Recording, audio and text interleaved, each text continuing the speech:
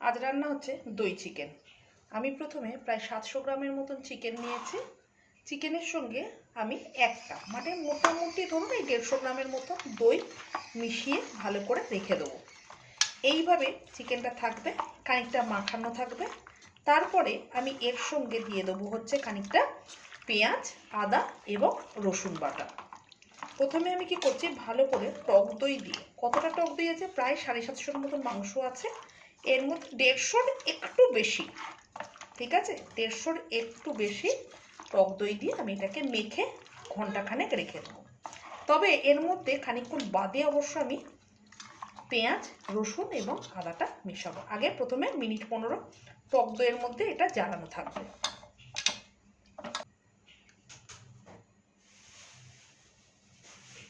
দই মাখিয়ে রাখার পরে আমি একটুখানি রেখেছি। এবারে আমি এই 1 চামচ আদা বাটা আর 1/2 চামচ রসুন বাটা, আপনারা চাইলে দুটো সমান সমানও দিতে পারেন, দিয়ে আমি কি করছি, মাংসটাকে মাখিয়ে দিচ্ছি। অনেকে এই সময় কিন্তু নুন দিয়ে দেন, আমি কিন্তু নুন দেব না, কারণ নুন দিলেই মাংস প্রচণ্ড পরিমাণে জল ছাড়তে শুরু করে দেবে। সেই জন্যে আমি কিন্তু এর মধ্যে এখন নুন দেব না। আমি যখন মাংসটা রান্না করব তখনই একেবারে নুন দেব। মাংস মশলা দিয়ে যত ভালো করে মাখবেন তত মাংসের টেস্ট ভালো হয় এবং মাংসের ভেতরে না এই মশলার জুসগুলো ঢুকে যায়। তাই জন্য মাংসটা খুব ভালো করে মাখবেন মশলা দিয়ে। কেমন বন্ধুরা?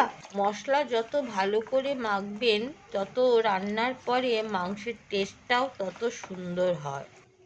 আমি পুরো জিনিসটা এইভাবে মাখিয়ে রেখে দেব। কড়া আমি বসিয়ে দিয়েছি।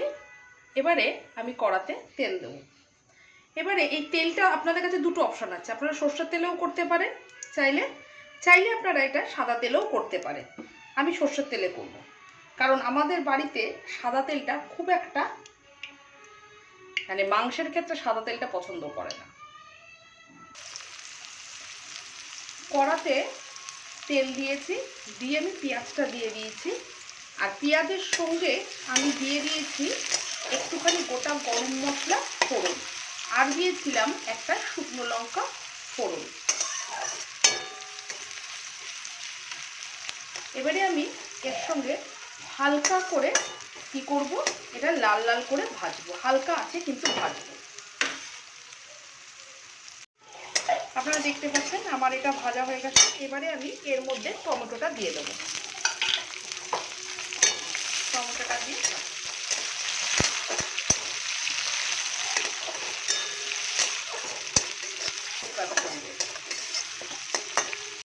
এবারে আমি মাংসের মধ্যে নুনটা দিয়ে দেবো, যতটা নুন লাগবে, কারণ এতে টমেটোটা আমার নরম হয়ে যাবে।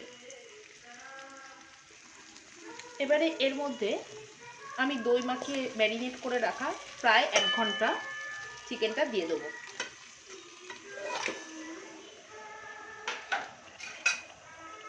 আমি কিন্তু এখানে কোনো জল দেব না এখন, কারণ দইয়ের যা জল থাকবে সেই জলেই কিন্তু জিনিসটা পুরোটাই সেদ্ধ হয়ে যাবে। এখন আগে আমি একটা নাড়ব।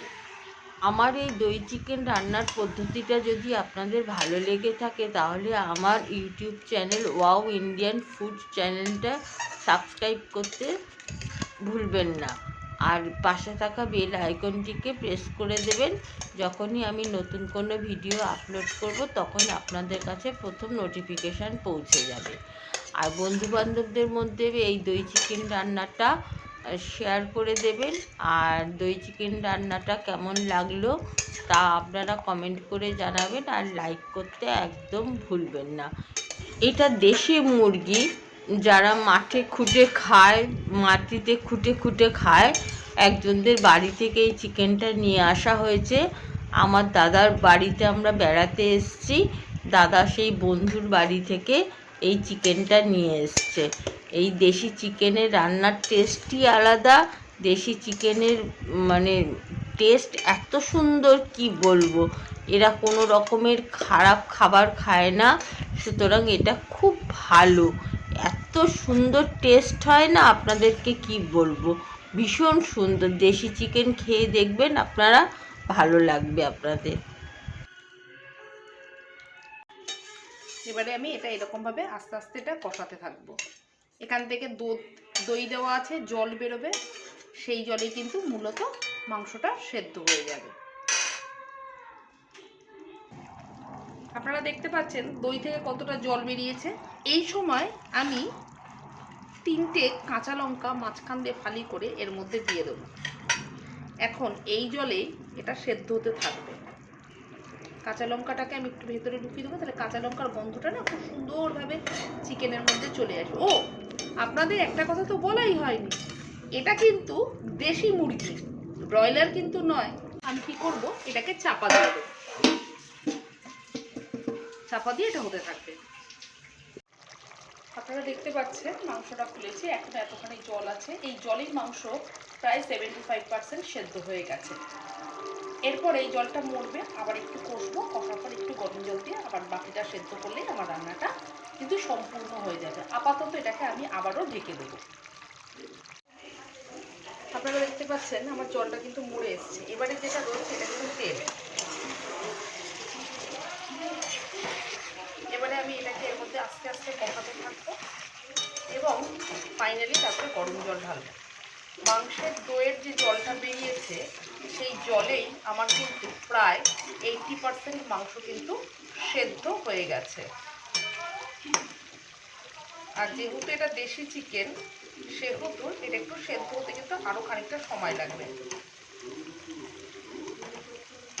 আমার 80%-এর মতন সেদ্ধ হয়ে গেছে। এবার আমি এটাকে এর মধ্যে কষতে থাকবো এবং কষার সময় অল্প অল্প করে আমি গরম জল দিতে থাকবো।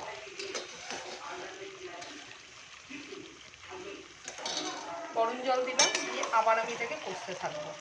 এইভাবে আমি পুরোটা কষতে থাকবো। আপনারা দেখতে পাচ্ছেন কষাটা আমার হয়ে গেছে। এবারে আমি এর মধ্যে গরম জল ঢেলে দেবো।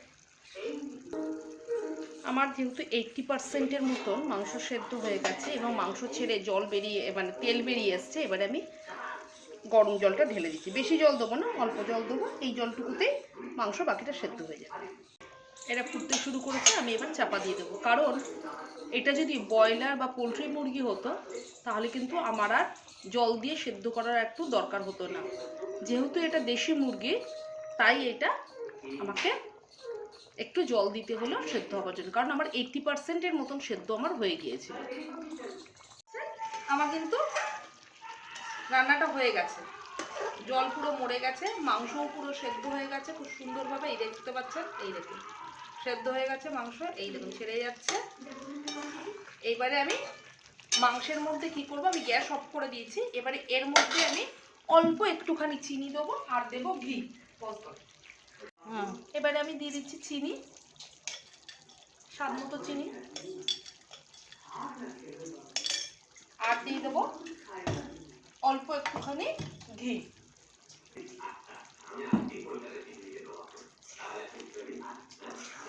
আমি ঘি দিয়ে দিলাম, দিয়ে এবারে একটু নেড়ে দেবো,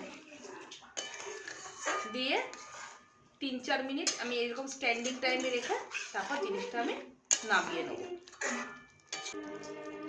আপনারা দেখতে পাচ্ছেন মাংসটা ছেড়ে গেছে কেমন হাত থেকে। এই ধরনের মাংস আপনার রুটি, পরোটা, ভাত, পোলাও, ফ্রাইড রাইস সব কিছু দিয়েই ভালো লাগবে। আমার কিন্তু রান্নাটা কমপ্লিট হয়ে গেছে। কেমন লাগলো বন্ধুরা জানাবেন। আজ আসি, টাটা।